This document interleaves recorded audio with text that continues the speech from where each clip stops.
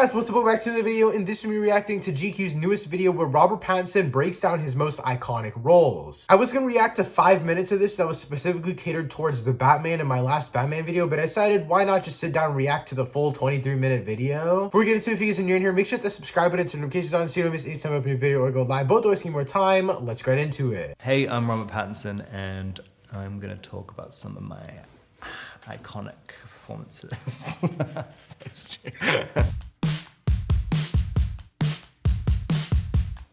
Harry Potter and the Goblet of Fire. Cedric Diggory, the head of the Hufflepuff clan, and he's the first death in Harry Potter, which is my claim to fame.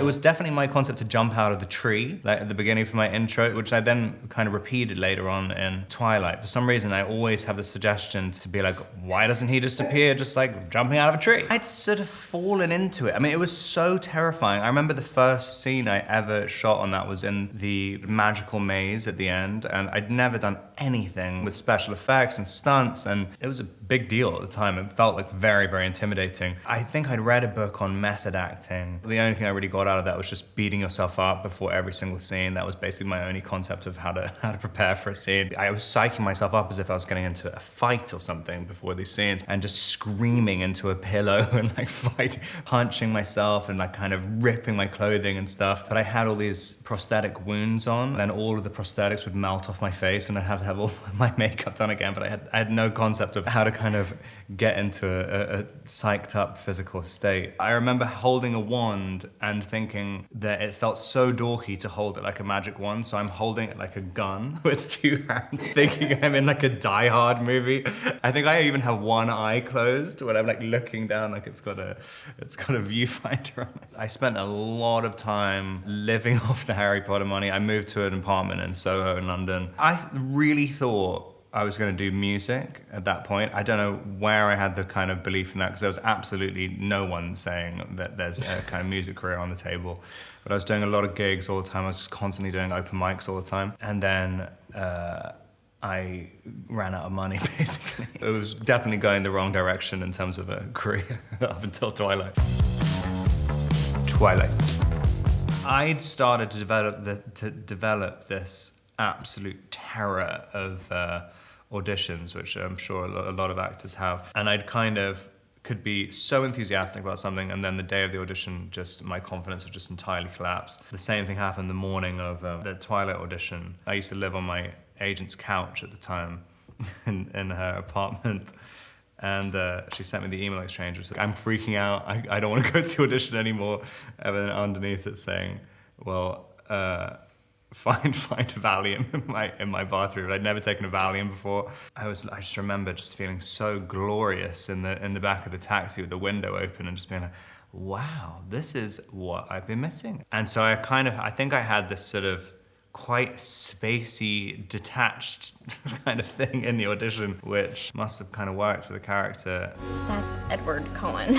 I do think there's something in that first movie. You can see that people were taking it seriously, and it kind of has it has a passion to it. Everything about me invites you in. My voice, my face, even my smell. You know, I was 21 and kind of wanted to make it as arty as possible. And so we had this strange tension where the studio was kind of a little bit scared to make things a little bit too emo and stuff. And I thought that was the only way to play it. It just seems so ridiculous talking about it now, because I was literally I spent so much time just infuriated. Like it's definitely something about being 21 as well, because I can't believe like the way I was acting is half the time, like when I think back on it. The scene when Edward introduces Bella to his family the first time, I remember that being the day, because my agent, my manager, like came up as a surprise visit, and I was like, oh hey, and just thought everything was fine. And then at lunch,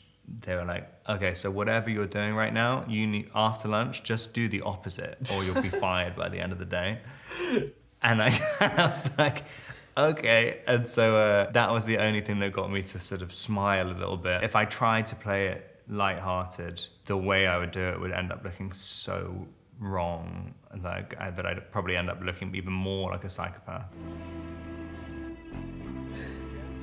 There was this big, like tons of people signing this petition to have me not cast, but nothing about my life really changed until the weekend, or maybe like a week before the movie came out. So when the signatures came, it just felt such an abstract, like I just didn't really care. And I was very excited about doing the movie. But yeah, then when it came out, it just changed everything so fast. I mean, it was overnight.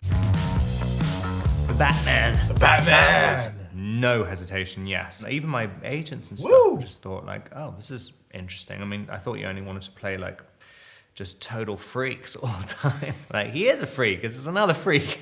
You look for things that kind of scare you, you look for things that feel incredibly out of reach. It's such the kind of the jewel in the crown of characters. You know, you really could be doing more for this city. Your family has a history of philanthropy, but as far as I can tell, you're not doing anything. It's just a totally different vibe. I mean, it's sad. It's something which I always thought about Batman. I thought it's really, really sad. It's a tragedy. That's one of the reasons it feels kind of different, because it's like it's year 2. We're not going to do the origin story again. Instead of him getting over his parents dying at the beginning and then just becoming Batman and saving Gotham, now he really hasn't gotten over them at all. All right, I do have to pause real quick and say that I like that he mentions this. I like that he mentions like Batman is still not over his parents' death, because he did mention the other iterations where it's like his parents die and he becomes Batman and that's really it. Like, there's not always this lingering sense of his parents died and that's still the reason. Like, it becomes the reason of like we don't see the path from it being just because of his parents' death to just an actual drive for vengeance. But in this one, I think we are going to see that, which makes him very, very excited. It's kind of, and I'm playing the parents' death constantly throughout the whole time. Riddler's latest. It's all about the Waynes. If we don't stand up, no one will.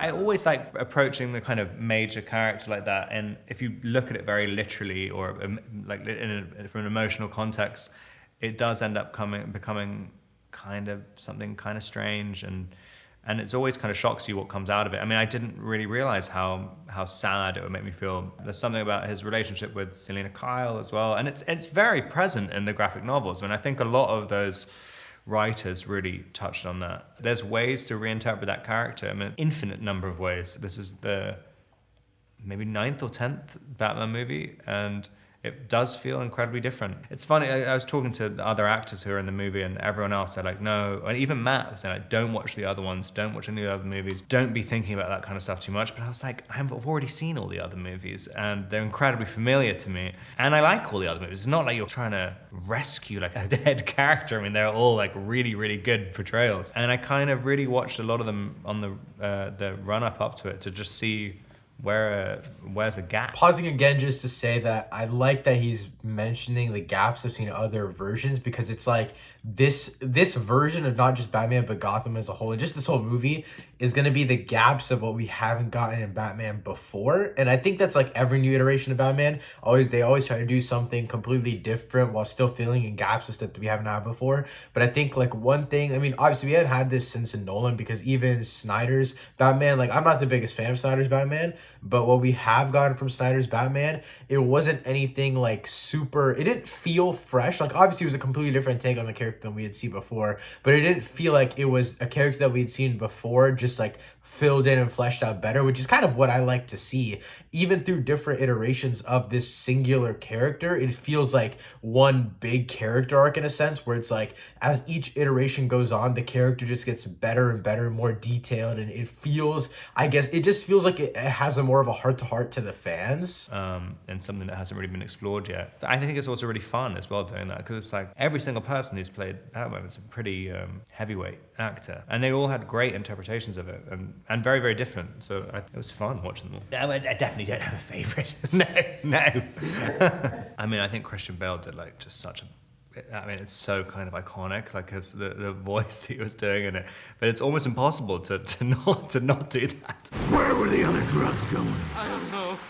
I swear to God. Swear to me! It's really hard to get into a artificially lower register. I mean, and to do it a long time, because I mean, there's a lot of scenes in this as well where you're kind of, it's long dialogue scenes as Batman, which is quite unique. That's good. That's very interesting. A lot of the other movies in the series. I'm excited to hear that. I'm trying to kind of stay really, really low and have kind of nuance in the lines and stuff. I mean, it's really hard. It's really, really hard. When that light hits the sky, it's not just a call. It's a warning. I think I was doing vocal exercises without actually knowing they were vocal exercises. I think your larynx or something just got strengthened when I was doing the movie. When I was doing ADR for it, I mean, I couldn't even do the voice again. I mean, I had to it had completely reverted back to normal. There's a kind of understanding, which I think every actor who goes into it, there's some way of playing Batman that just feels right as Batman. And like, if you try and do something too different, it sometimes feels really off. But it's funny, it's like as soon as you put on the suit, it sort of does something to you. You start behaving in this quite particular way. And it might be about the kind of restriction in the movement and stuff, where there's definitely elements of just the kind of practical aspect of it. You don't know how you're gonna feel until you put on the suit. And then just because this suit was a little bit more articulated, because I'd done the audition in, I think it was George Clooney's one, and it was incredibly difficult to move in. Well, I'm totally over, all right? Positively. Me too, definitely. You had to choose the suit by the size of your head, and I think my head was the closest to Clooney's head. Was your head like locked? It's locked and you're boiling hot, like absolutely boiling. If you have any lights on you, you're just pouring sweat. And then as I was doing it, and you're also doing an audition, so I'm kind of terrified anyway. And people are saying, what can we do about this sweat? I mean, you're thinking like, if I don't stop sweating, I'm not gonna get the part. And so you're trying to shut down your body a little bit. If I'm not mistaken, that's the one with the nipples, isn't it? It is, but then I keep getting confused with, because I think there might be two nipple suits. I think one has more prominent nipples. I think on the Val Kilmer suit as well, I think there's some nipples on that. There might just be one nipple. All right, Good Time was another wonderful experience. I would say this is my favorite Pattinson movie before the Batman comes out. Obviously, I think the Batman will be my favorite, but this is my favorite one. At some hotel in LA, and I said, I want to do whatever you guys are doing next, I want to do it. And I remember Josh saying, do you mean that? Because I'll have a script in 6 weeks, and like, we'll do it. And then the first iteration of Good Time came after 6 weeks, and it was unbelievable. I mean, they're great directors, but I love the way they write so much. Excuse me. You Peter? Yes, I am. We're in the middle of... Hello. Nick, what are you doing? We're in the middle of something here. We're in the middle of an exam. Hey, Nick, about Nick. the stuff and the pan and the Wait, please. How would you like it if I made you cry, huh? Would you like that? Benny is also just a phenomenal actor as well. I mean, he just stayed in the character like all day and would kind of slightly change his voice when he had to kind of suggest something to Josh. It really felt like a character talking. Benny would be doing a scene with me. He was also operating the boom at the same time. So he's like holding the boom between us. It's definitely the definition of run and gun filmmaking. Nick, come here. Stay with me. Where'd he go? Where are you? Is he at the bank? You're circling around. I'm on the corner. I'm on the corner where you dropped me off. You gotta get back here right now. I wasn't really like trying to perfect an accent. It's just something that felt right. It's just all just trying to do everything in an intuitive way. And it's weird because it does sound like a Queen's, specific Queen's accent, but it was kind of, I wasn't really doing it in a very academic way. It was much more just feeling your way through it, I think. Well, there's two lines that were just probably my two favorite lines I think I've ever said in a movie, which was, the one was when I was saying to Leah, Don't be confused. It's just gonna make it worse for me. I don't know anyone else apart from Josh who would ever come up with that line. And then the line, I'm talking about the kind of metaphysical connection with Talia, and then at the end of it, it just undercuts it, saying like, all right, I'm just gonna take a shit in that guy's house. Okay, I'm gonna go and take a shit in that guy's house. I'm gonna try the hospital again in a minute. Just wait here for me, okay? It's just a very, very specific feeling. The only other person I've ever seen that in a script with is The Lighthouse, with Robert Eggers. The Lighthouse. The Lighthouse, I play a character called Thomas Winslow. No, that's not even his name. Jesus fucking Christ. Thomas Howard. Yeah, he's a little bit confused about his identity. He's a little bit Ephraim Winslow and Thomas Howard. I loved The Witch, Robert's previous movie. I really wanted to find something with him. I thought he's a very, very special director. I had such a good time on Good Time, and I wanted to swing wildly the other direction, but I wanted everything to be strange. And I kind of said to Robert, I only want to do strange things. And Robert came back with The Lighthouse and said, if this isn't strange enough for you, then I don't think I'm capable of anything stranger than this.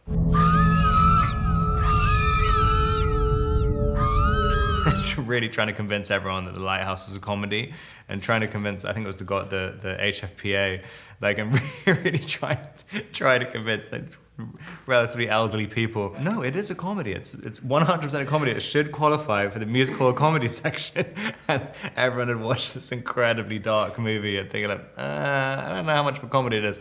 But then I see that audiences watching it, and people do, like, people laugh so much more than I ever would have thought. I mean, I thought it was hilarious when I read the script. But yeah, I'm always quite stunned about the reaction to it. And also how much people like sea shanties. I mean, I had absolutely no idea. I remember seeing the first screening and everyone's like bobbing their heads like they're at a concert whenever a sea shanty came on. I'm like, wow, like how did Eggers know that was gonna be a trend? And 2018, I mean, it's like, that is out of the blue.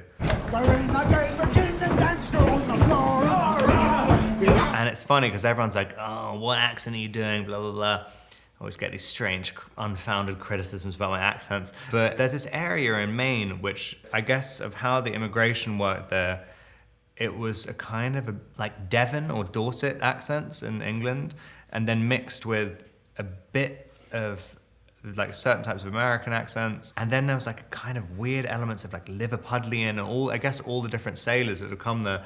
But you kind of listen to this really tiny area in Maine, and it's been the same accent for hundreds of years, and it doesn't sound anything like a normal American accent. But it's very, very fun. It's also very addictive to do. A lot of the crew started speaking, being like, thank you, and like all these different things. I don't have to say nothing. Danny! Let Neptune strike ye dead, Winslow! Hark! Eggers said, when I asked him how the movie was, he said like, well, it's basically Willem going, arr, arr, arr, arr, and you going like, ong, ong, ong, ong, ong, ong. And I'm like, oh great, sounds great. Only when he, crowned in cockle shells, his coral-tined trident screeches banshee-like in the tempest, and plunges right through your gullet. It was absolutely great working with Willem. We rehearsed for about a week before we started shooting, and he has so much energy. It's just unreal. It's like almost like working with like a 6-year-old. Like they just have kind of, there's nothing that fatigues him. And so I was kind of a little bit terrified at the beginning because he would literally, we'd rehearse the entire movie, and then the second we got to the end, he's like, again! And I just start doing it again, and his energy hadn't even been dented. He's the best. What? What? The scene where we're saying what to each other, just going what. I just remember seeing that in the script. It was over 3 pages where everyone's line was just saying what. And you're looking at it going like, this can't be actually in a script. It's one of those things where you go, I'm not gonna see this again, ever in my entire life. And I want to be the person to say this because I'll be really, really annoyed if someone else gets to do it. What?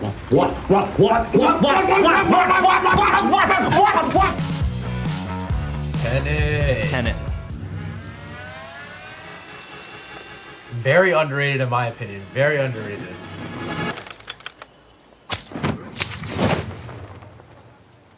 It's the most apocalyptic spy movie that's ever been made. They're really, really big concepts, but it's kind of, it's like all of Chris's movies. You can kind of interpret them. You can either like really, really dig into it and find so many different threads to pull, or you can kind of appreciate it as like a big, massive adventure action movie, and you don't really need to know what's happening like that much.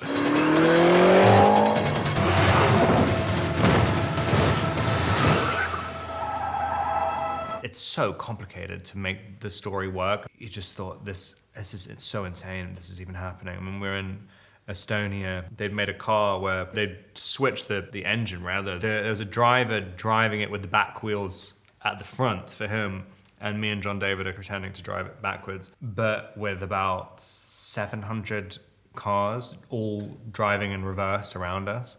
I mean, it was like one of the most exciting theme park rides you've ever been on in your life. And then you're trying to do a scene at the same time. I mean, it was, I don't think they're going to be making movies like that ever again. Cosmopolis.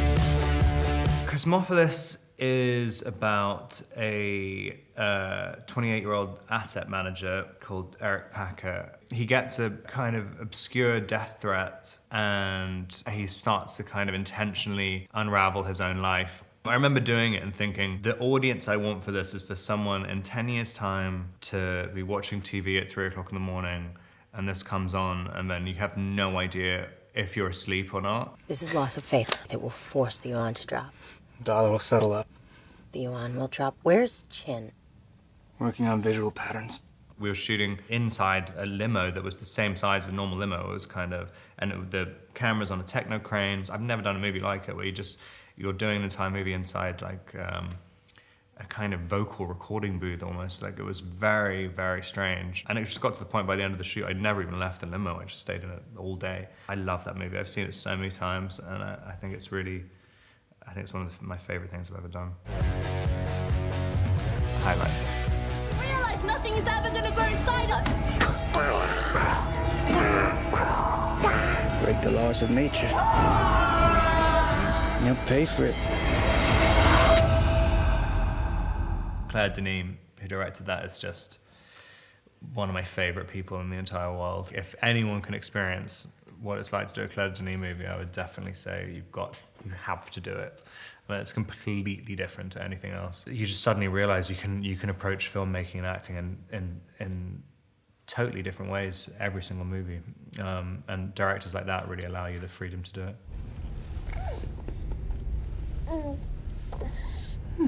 It's the first strawberry. So fun. I mean, it was my friend's kid. It's my goddaughter. We'd cast, because they normally cast identical twin babies for that kind of situation. And the night before the shoot started, I went to meet the babies and the babies wouldn't have anything to do with me at all and would just scream whenever I came anywhere near them. And I tried to kind of bond with them for about 4 hours and it was just nothing but terror coming out of them. And it was supposed to be this kind of like, quite sweet relationship they had with my daughter in it. And I got my friend Sam and I was like, what are you doing for the next 2 weeks? Like, can Scarlett just play my daughter in a movie? And they flew out the next morning and I think I'd only ever met Scarlett like once or twice when she was a young baby, but it worked out perfectly. My old man can see me now. Break the laws of nature. And you'll pay for it. GQ hot dog. This is so funny. It's my fortress of solitude. Anonymous couch, anonymous room, anonymous hotel. A gauntlet of trolls. Classic performances. I love that thing. I think it's really funny. That's like, I think that was the entire thing from conception to completion was about an hour and a half. Like just, or maybe 2 hours at the max. I remember my manager saying after, like, you should do a TV series of this. I'm like, of what? There is no TV. Like, so you want me to end my career? But yeah, it was really fun. I know what I should do to promote this movie. Just do a thing about eating a hot dog, like, and losing your mind. You can call me Rob. I eat hot dogs. The Rover. What you doing with this car? It's my brother's car. Where's your brother? Where is he? It's funny with acting stuff, a director who just sees something in you that you don't really know you have and kind of shows trust and belief in you. You can take a risk and it just, and people trust you for a bit and it felt like a very important move. Just like really just sort of sink into a character. It really felt like, but I could stay in it all day. Like I really felt, there's something about the environment of where we're shooting in the outback. It just felt like there was almost no sign of a film crew anywhere. I mean, it was just one of the most immersive experiences. Also beautifully written as well. I can't tell you nothing more than already told. I don't give a shit what you think you've already told me. Start fucking talking to me! The fact that I'm still getting jobs, like, like that just kind of blows my mind, like every single day. I don't quite understand. I think I, by accident, sold my soul, but I get so excited about it. There's not even a single element of me which is like jaded about it at all. It's the great thing about acting as a job as well, but you always think there is all the insecurity about not having, you know, being unemployed like 90% of the time, but it has the potential to completely change your life. Like, every single time. It's very exciting, no matter how small the movie is. I mean, it can kind of, you can have this kind of, it can be this kind of explosion in your reality. But yeah, guys, that's basically the entire GQ video where Robert Pattinson broke down his most iconic characters. That's it for this video. If you guys want me to do more longer reaction videos like this, let me know by dropping a like rating down below. Also, let me know your favorite role from Robert Pattinson in the comments down below. Thank you so much for watching. I'll see you next time. Peace.